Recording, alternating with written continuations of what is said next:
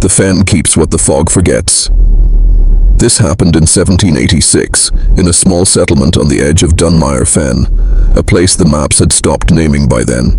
It was the sort of land that sank when you stood still and whispered when the wind blew through the reeds. Only 37 people lived there that year, and by year's end, only 19 remained.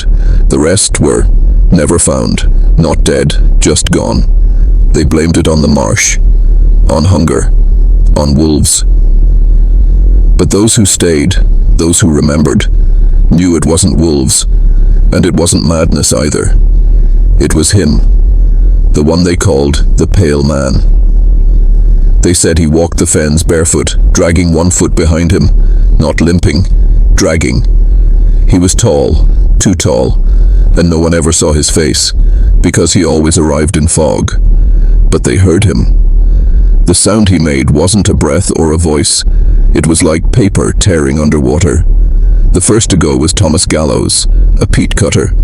They found his hut wide open at dawn, with the fire still burning and breakfast half-cooked. On the floor, only footprints. Bare, one deeper than the other. And in the corner, scribbled into the dirt with a finger, he asked what I had remembered. Thomas was never seen again. But every morning after that, someone would wake to find a thin sheet of white bark nailed to their door. No note, just bark. After the 5th bark appeared, the priest left. After the 7th, the doctor stopped answering his door. After the 9th, they found a child's boots at the edge of the fen, still warm. Some places don't take kindly to being remembered. The fog didn't rise anymore. It settled, thick, cold, wet, like breath on the back of your neck. You could barely see 10 feet ahead once it rolled in, and in Dunmire Fen, it never left. The few villagers who stayed started leaving candles in their windows overnight, thinking light might keep whatever was out there from coming in. It didn't. Eleanor Dawes, a midwife and one of the oldest in the village, was the first to speak his name out loud. "The Pale Man," she whispered over tea to her sister. "He's not new, you know. My grandmother said he came once before, when she was a girl." She said it like someone remembering a story they were warned not to repeat.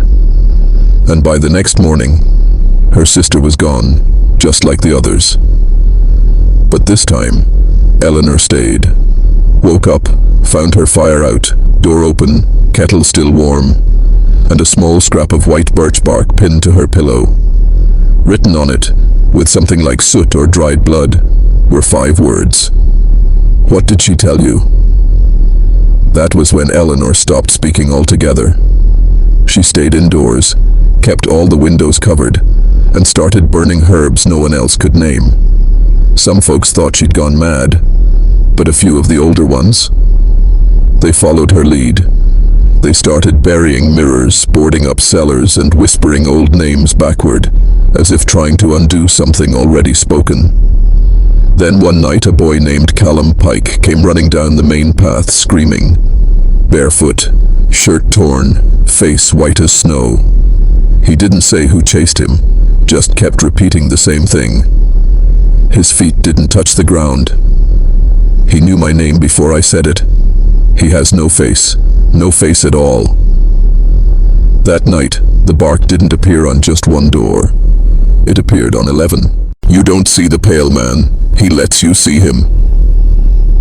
By the end of that week, nobody walked alone. Even the dogs refused to go outside after sundown.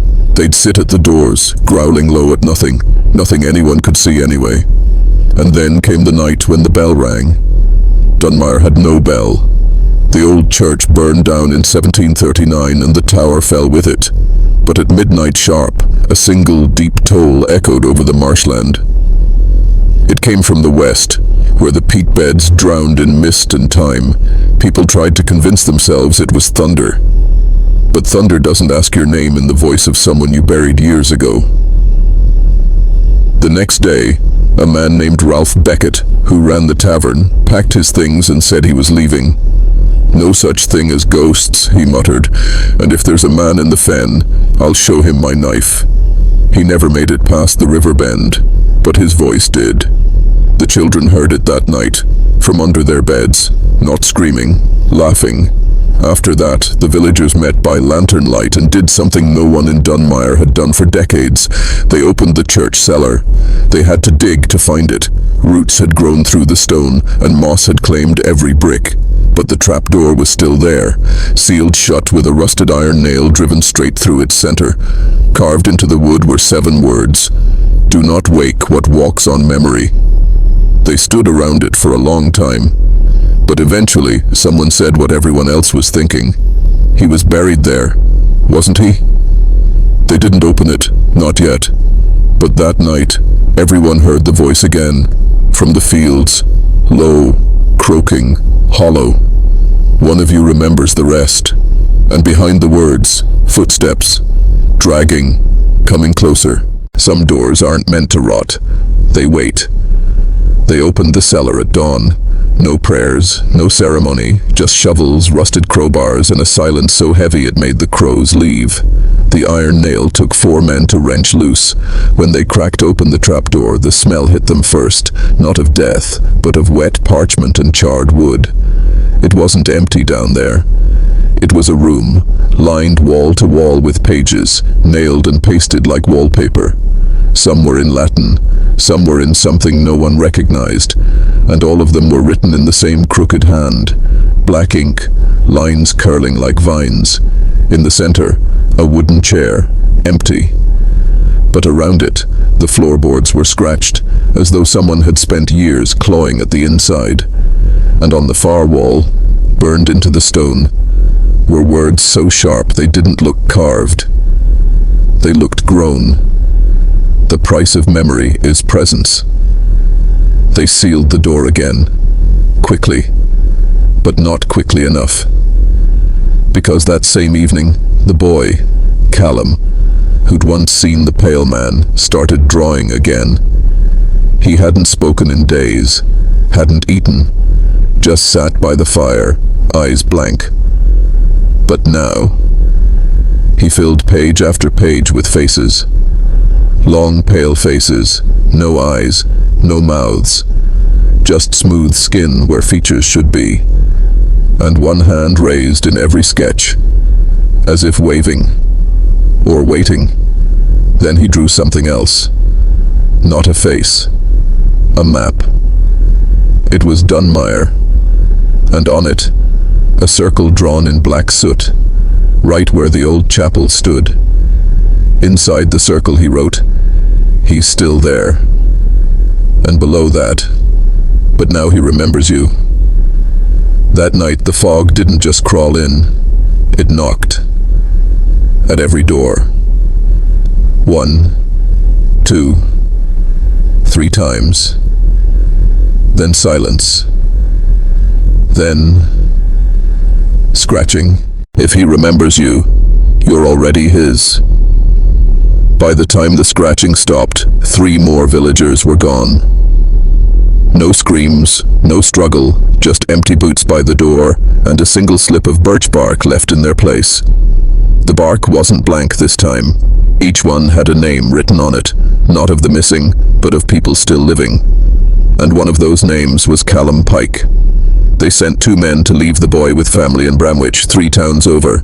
They never made it past the far edge of the fen. All they found was the wagon, wheels snapped, horses gone, and Callum's drawings fluttering in the grass. Every drawing had changed. The faceless figures now had eyes, dozens of them, staring straight out of the page. That night, Eleanor Dawes, the midwife, broke her silence. She told them the truth. Her grandmother had faced the pale man too.